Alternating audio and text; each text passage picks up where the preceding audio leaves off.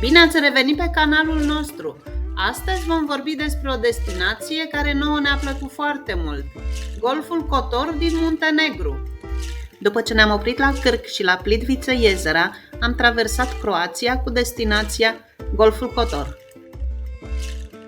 Călătoria cu mașina este destul de lungă, iar șoseaua trece pe lângă renumitul Dubrovnik, despre care vom vorbi într-un alt episod. Pentru a ajunge la Kotor, din partea de vest a Golfului, traversarea cu ferii este o opțiune convenabilă. Serviciul de ferii leagă localitățile Lepetane și Kamenari, aflate pe malurile opuse ale Golfului. Traversarea durează aproximativ 5 minute și este disponibilă frecvent cu plecări la fiecare 15-20 de minute, atât ziua cât și noaptea. Prețul unui bilet este în jur de 5-10 euro și variază în funcție de sezon. Cazarea pe care am ales-o are un raport foarte bun calitate-preț, așa că vă las numele în descriere.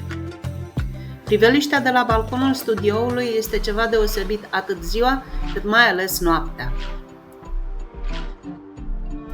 Situat de-a lungul Mării Adriatice, Golful Kotor este practic cel mai sudic fiord al Europei și este de fapt valea unui râu inundat. Adâncimea maximă a golfului ajunge la aproximativ 60 de metri, iar apele sale sunt foarte calme datorită lanțurilor muntoase din jur. Aceste caracteristici creează un peisaj spectaculos care îmbină munții abrupți cu ape adânci, dând senzația unui fiord. Golful are o lungime de 28 de kilometri și o stradă îngustă șerpuiește de-a lungul lui. În inima sa se află orașul Kotor. Orașul Kotor este unul dintre cele mai bine conservate orașe medievale de pe coasta Adriatice. Principala intrare în vechiul oraș Kotor este prin impunătoarea poartă a mării construită în anul 1555. De aici, orașul se desfășoară cu piețe frumoase, biserici istorice, palate, fiecare dezvăluind o parte din trecutul fascinant al orașului.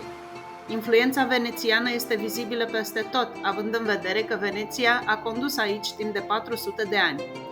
Orașul vechi este plin de taverne și terase unde te poți bucura de preparate din pește proaspăt, fructe de mare, precum și specialități locale. Fie că ești în căutarea unei cine romantice sau unei experiențe tradiționale, restaurantele din Kotor oferă o gamă largă de opțiuni pentru toate gusturile.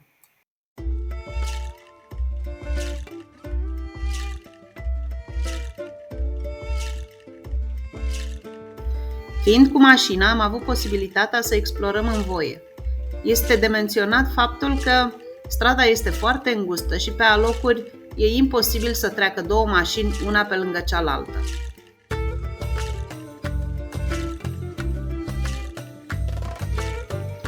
Golful Kotor este înconjurat de sate pitorești care oferă o privire autentică asupra vieții din Muntenegru, iar explorarea acestora cu mașina este o experiență de neuitat.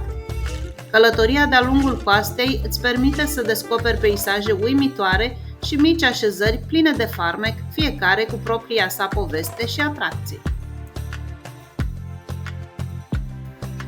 Priveliștea de sus este una spectaculoasă. Poți urca pe jos cele 1300 de trepte până la cetatea San Giovanni sau cu mașina pe un drum cu serpentine, de unde poți admira Kotorul și golful în toată splendoarea lui.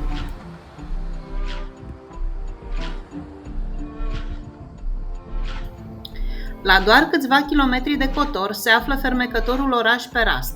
Deși este mult mai mic, Perast are o istorie extraordinară, fiind un punct cheie în apărarea navală în timpul Republicii Venețiene. Orașul este plin de palate baroce și biserici care reflectă trecutul său glorios.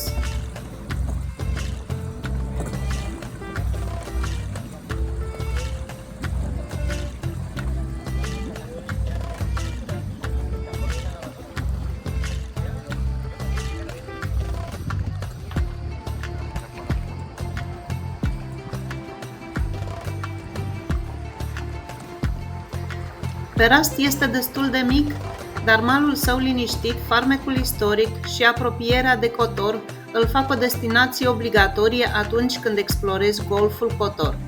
Este locul perfect pentru a te relaxa, a admira peisajele și a experimenta un ritm de viață mult mai lent.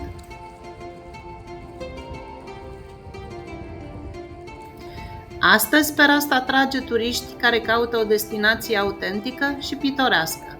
Străzile sale înguste, casele din piatră și atmosfera tradițională de orășel pescăresc fac din Perast o locație perfectă pentru relaxare, departe de aglomerația turistică din alte destinații din Muntenegru.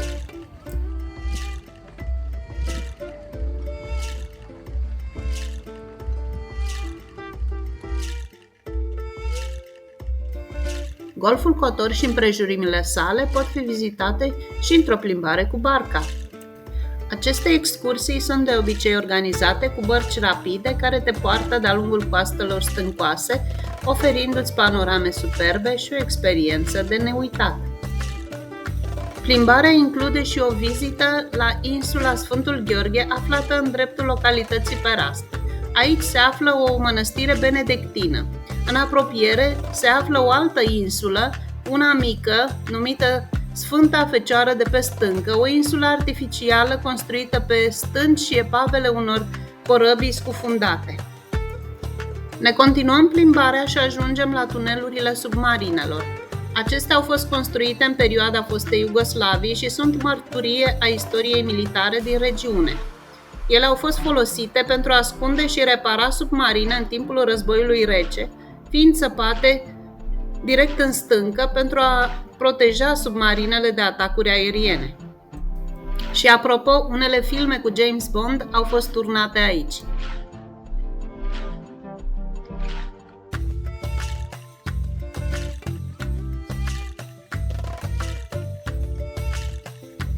Excursia noastră continuă către Grota Albastră, o peșteră marină situată pe peninsula Lustița, faimoasă pentru apele sale limpezi de un albastru strălucitor.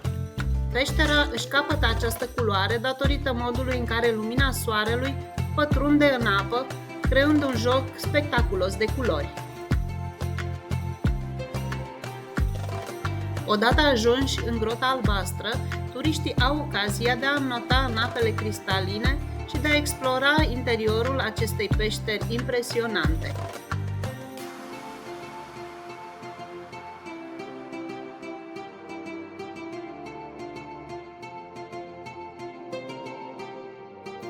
Dacă ne-ai urmărit până aici, sperăm că ai aflat lucruri interesante și că ți-a plăcut.